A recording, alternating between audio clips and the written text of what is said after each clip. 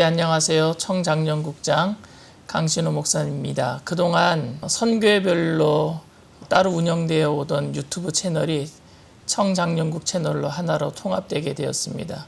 월요일부터 금요일까지 각 컨텐츠별로 여러분들에게 주제별로 유튜브 방송이 나가게 될 텐데요. 특별히 목요일은 주일날 들었던 설교에 대한 궁금증을 여러분들이 물어보고 제가 답하는 시간들로 가지려고 합니다. 그래서 오늘 첫 번째 시간 여러분들과 함께 그 질문에 대해서 답을 하면서 은혜를 나누고자 합니다. 첫 번째 질문은요.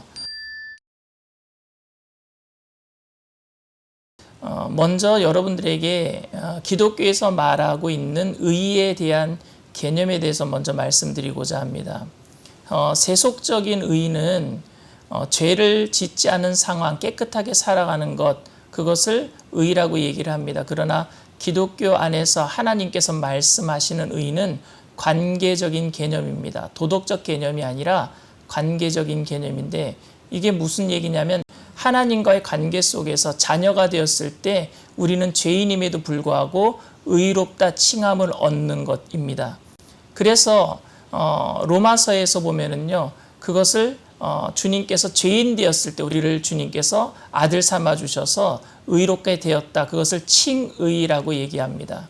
근데 칭의로 끝나는 것이 아니라 하나님은 거룩한 분이기 때문에 우리가 죄인 되었더라도 주님의 자녀가 되었기 때문에 거룩하신 하나님의 모습을 닮아가는 모습이 바로 성화라고 얘기합니다.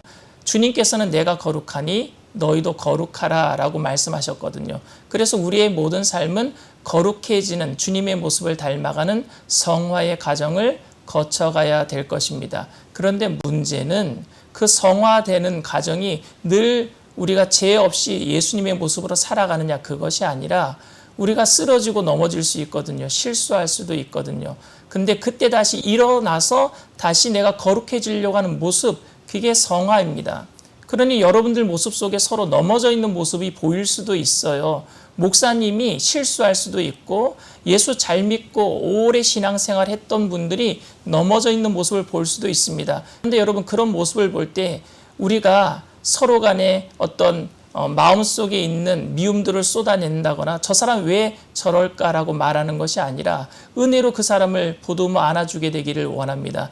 왜냐하면은 예수님께서는요, 하나님께서는 우리를 사랑하시기로 결단하셨지 우리가 신뢰할 만한 그런 믿음의 행동을 했기 때문에 우리를 사랑하시기로 한 것이 아니기 때문입니다. 우리 또한 그런 사랑을 가지고 형제자매를 사랑해야 될 줄 믿습니다. 성화는요, 한 번에 이루어지지 않습니다. 오랜 기간 동안에 넘어졌다 또 일어나고 넘어졌다 또 일어나고 그러면서 성화의 과정을 거치는 거거든요. 이 세상에 사는 동안에는 우리가 넘어질 수밖에 없습니다. 그런데 이렇게 세울 수 있는 힘은 하나님의 사랑밖에 없습니다. 그래서 여러분들, 이것은 죄를 덮어주라는 말이 아니라 죄에 대해서는 우리가 미워해야 됩니다. 그러나 죄인은 사랑해야 되거든요. 그리고 결국에 율법대로 살아가는 나의 모습을 남들에게 적용시키지 마시고 다른 사람들에게 은혜를 적용시키게 되기를 바랍니다. 그것이 바로 예수님께서 이 땅에서 사셨던 모습이셨어요. 예수님은 말씀대로 율법대로 사셨습니다. 그러나 죄인들은요, 은혜로 다 용서하셨거든요. 그것이 우리 청년들의 모든 삶 가운데 그렇게 예수 그리스도의 모습을 닮아감으로 많은 사람들을 세워서 성화하는, 다 같이 성화하는 그리스도의 모습을 닮아가는 거룩한 백성들이 다 되시기를 주님의 이름으로 축원을 드립니다. 단기 선교의 목적은 자신이 섬겨야 할 선교지에 대한 사전 탐사나 보내는 선교사로서 현지 탐방 후에 더욱 열심으로 후방에서 돕기 위함입니다. 그런데 마음에 우러나지 않는 단기 선교나 봉사가 있다고 하는 질문에 우선 마음이 조금 아픕니다. 그것은 아마도 여러 가지 다른 문제로 인해서 발생된 가능성이 크다고 봅니다. 내가 원하는 선교지나 봉사처가 아니든지 아니면 선교지와 봉사처에서 선교와 봉사와는 다른 일들에 더 열중하는 사역자들에게 실망을 했다든지 아니면 준비가 되지 않은 상황인데 믿음으로 순종하라는 강요를 받았든지 하는 문제일 것입니다.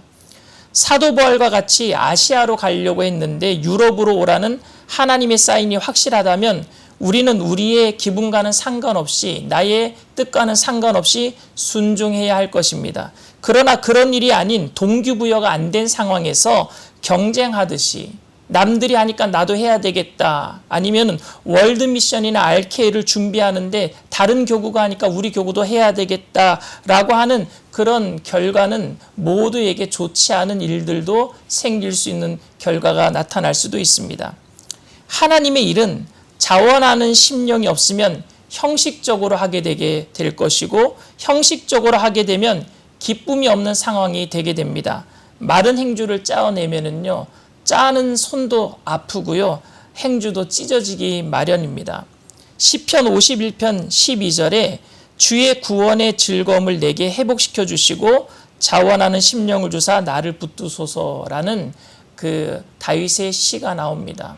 다윗이 우리아의 아내 밧세바를 범하고 나서 나단 선지자의 질책을 받을 때 회개하면서 지었던 시인데요. 나에게서 성령을 걷어가지 마시옵시고 그 다음 구절에 나오는 것이 자원하는 심령을 달라고 기도하는 거예요. 왜? 자원하는 심령을 잃어버리니까 형식적인 사람이 되고, 형식적인 사람이 되니까 결국에 죄를 저질렀단 말입니다. 결국에 선교는요, 형식으로 하면 안 되는 거예요. 자원하는 마음이 있어야 됩니다.